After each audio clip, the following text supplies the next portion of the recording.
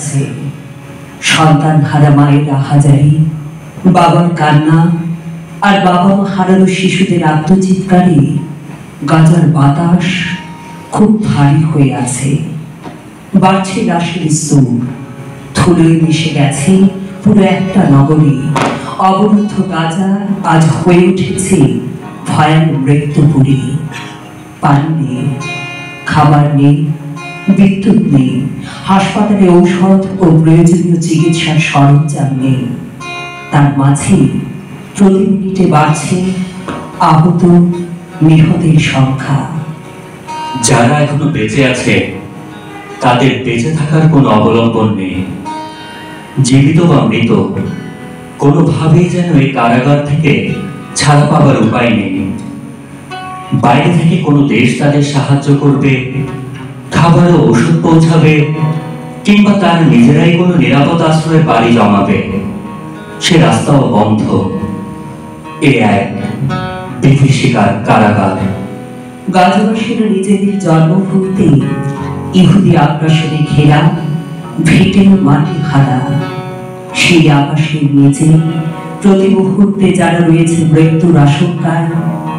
এই বুঝি দখলদারদের বিমান এলো, এই বুঝি চোখের পলকে বিশাল ভবন গড়িয়ে গিয়ে তার নিচে চাপা পড়তে হলো। এই বুঝি আমাদের সামনে আমার স্বজনের দেহ থেকে রক্ত ঝরবে, কিংবা আমি হয়ে যাব তাদের সামনে লাশ। এমন আতঙ্ক আর শঙ্কায় কাটছে প্রতিটি প্রহর। মানুষ আগ্রাসী হয়, তাই বলে এত হিংস্র, এত নির্মম, এত নিষ্ঠুর। গাজার অবরুদ্ধ কারাগারে বেছে বেছে জনসমাগমপূর্ণ এলাকাগুলো টার্গেট করা হচ্ছে। অফিস আদালত, গুরুত্বপূর্ণ সরকারি ভবন ও স্থাপনা তো বটে, মসজিদ, মাদ্রাসা, স্কুল, কলেজ, আশ্রয় কেন্দ্র ও হাসপাতাল। যুদ্ধের মুহূর্তে যে জায়গাগুলোকে মানুষ নিরাপদ ভেবে আশ্রয় নেয়, সে স্থানগুলোই ইহুদি বর্বরতার শিকার হচ্ছে বেশি। এবার ইসরায়েলি আগ্রাসন শুরুর প্রথম 10 দিনে শহীদের সংখ্যা ৩,৫০০ ছাড়িয়েছে, যাদের 1/3 শিশু। আহত হয়েছেন 12,000-এর উপরে। গাজার স্বাস্থ্য মন্ত্রণালয় সরকারি পরিসংখ্যান অনুসারে 2023 সালের 7 অক্টোবর থেকে 8 এপ্রিল 2025 পর্যন্ত গাজার যুদ্ধে 52,000-এরও বেশি মানুষ নিহত হয়েছে। তার মধ্যে 50,810 জন ফিলিস্তিনি এবং 1,706 জন ইসরায়েলি নিহত হয়েছে। এছাড়া নিহতের তালিকায় 166 জন সাংবাদিক ও মিডিয়া কর্মী, 120 জন শিক্ষাবিদ এবং 224 জনেরও বেশি মানবিক সহায়তা কর্মী, যার মধ্যে UNRWA এর 179 জন কর্মচারীও রয়েছেন।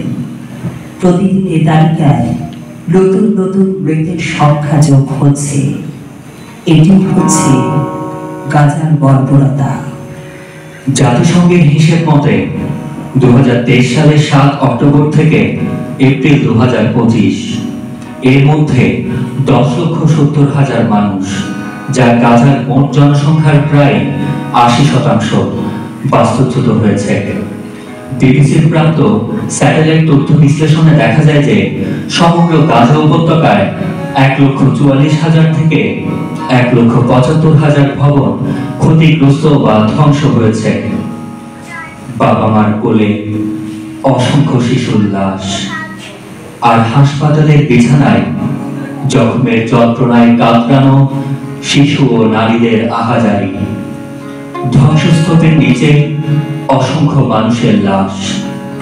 প্রাণী বেঁচে থাকাদের মৃত্যুর জন্য অপেক্ষার পীড়িত চিৎকার। যারা এখনো হাঁটছে, কিংবা পঙ্গু, কিংবা কথা বলার চেষ্টা করছে, তাদের অবস্থা আরো করুণ। খাদ্যের জন্য হাহাকার, পানির জন্য হাহাকার, ঔষধের জন্য হাহাকার। এ এক নতুন কারবালা নেমে এসেছে আজ গাজার উপত্যকায়।